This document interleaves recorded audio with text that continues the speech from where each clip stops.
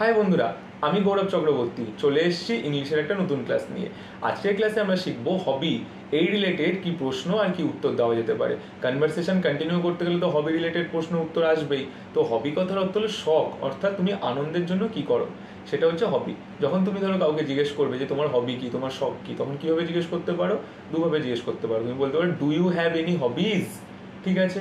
বা তুমি জিজ্ঞেস করতে পারো হোয়াট আর ইউর হবিজ, তোমার শখগুলো কি। তুমি কোন প্রশ্ন করতে পারো না? তুমি বলতে পারো না যে হুইচ আর ইউর হবিজ, এটা তুমি জিজ্ঞেস করতে পারো না। বা তুমি জিজ্ঞেস করতে পারো না হোয়াট ইজ ইউর হবি, এই দুটো জিজ্ঞেস করা যায় না, কারণ হবিজ হচ্ছে একটা প্লুরাল নাম্বার আর হবি হচ্ছে সিঙ্গুলার নাম্বার। তুমি যখনই কাউকে হবি রিলেটেড প্রশ্ন করবে বা শখ রিলেটেড প্রশ্ন করবে, সবসময় তোমার প্লুরাল ফর্মেই করতে হবে, ঠিক আছে? তাহলে আর দুটো যেটা করা যায়, এই do you have any hobbies বা হোয়াট আর ইউর হবিজ ছাড়াও তুমি বলতে পারো what do you do in your fun time, মানে তুমি তোমার আনন্দের জন্য আনন্দের সময় কি করে থাকো। বা তুমি বলতে পারো what do you do for fun, ঠিক আছে? এই দুটো দিয়েও তুমি হবি রিলেটেড প্রশ্ন করতে পারো, সেখানে হবি তোমার আনতে হলো না, ঠিক আছে? What do you do for fun বা what do you do in your fun time, এখানে হবি না আনা সত্ত্বেও তুমি হবি রিলেটেড তাকে জিজ্ঞেস করে নিলে। এইভাবে তুমি হবি রিলেটেড প্রশ্ন করতে পারো। এবার যাকে তুমি জিজ্ঞেস করলে সে তোমার উত্তর দেবে, সে কি করতে পছন্দ করে বা না করে।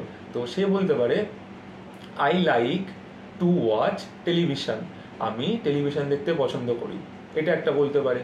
সেটাও বলতে পারে আই লাইক ওয়াচিং টেলিভিশন, আমি টিভি দেখতে পছন্দ করি। দুটোর মানেই এক, কিন্তু আই লাইক টু ওয়াচ আর আই লাইক ওয়াচিং এই দুটোর পার্থক্য আছে। আই লাইক যখনই বলবে তখনই ভার্বের সাথে আইএনজি নিয়ে চলে আসবে, বাট আই লাইক টু এর সময় ভার্বের সাথে আইএনজি আনার দরকার নেই, ঠিক আছে?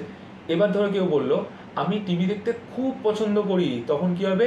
I really like to watch television বা I really like watching television, এটা বলতে পারে। কেউ ধরো বললো আমি টিভি দেখতে অল্প পছন্দ করি, সে তখন কি বলবে? I kind of like to watch television বা I kind of like watching television, এটাও সে বলতে পারে। এবার ধরো তুমি লাইকটা আনতে চাইছো না, লাইকটা তোমার কাছে একঘেয়ে লাগছে, তো লাইকের বদলেও তো অন্য কিছু আনা যায়। সেটা কি হতে পারে? সেটা ধরো তুমি বলতে পারো I spend lot of time watching television, ঠিক আছে? I spend lot of time watching television.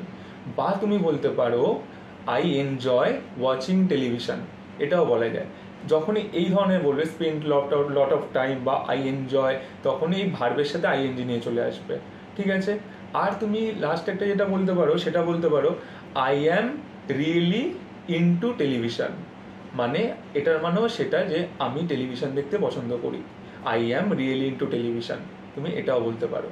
শুধু একটা জিনিস একটু মাথায় রেখো, টেলিভিশনের জায়গায় তুমি ফুটবল, তুমি যদি ফুটবল খেলতে পছন্দ করো সেটা আনতে পারো, তুমি যদি ক্রিকেট খেলতে পছন্দ করো সেটাও আনতে পারো, ঠিক আছে? প্লে ক্রিকেট, প্লেইং ক্রিকেট আনতে পারো, প্লে ফুটবল, প্লেইং ফুটবল এনেও তুমি বাক্যকে সম্পূর্ণ করতে পারো। শুধু একটা কথা মাথায় রেখো, যখন যখন তুমি টেলিভিশন নিয়ে বলছো, তখন আমাদের খুব ভুল করি আমরা যে সি আর ওয়াচ কোনটা ইউজ করব। আমরা টিভি কে দেখি না, আমরা টিভি দেখি। যদি আমরা টিভি কে দেখতাম দেন আমি বলতে পারতাম I like to see television, কিন্তু এটা বলা যায় না কারণ আমরা টিভি দেখি, সেই জন্য I like to watch television. সব সময় টিভি দেখতে গেলে ওয়াচ ইউজ করবে, সি ইউজ করবে না, ঠিক আছে? আশা করি তোমরা হবি রিলেটেড প্রশ্ন অ্যান্সার বুঝতে পারলে। ভিডিও ভালো লাগলে অবশ্যই লাইক করো, কোনো যদি কোয়ারি থাকে কমেন্টের মাধ্যমে জানাও, ভিডিও কীরকম হচ্ছে সেটাও কমেন্টের মাধ্যমে জানাও। আর এই ভিডিওগুলো তোমার বন্ধুদের সাথে শেয়ার করো। অ্যান্ড নেক্সট ভিডিও নোটিফিকেশান পাওয়ার জন্য অ্যান্ড আমাকে এন্থু দেওয়ার জন্য চ্যানেলটা সাবস্ক্রাইব করতে ভুলো না। আজকের মতো বাই।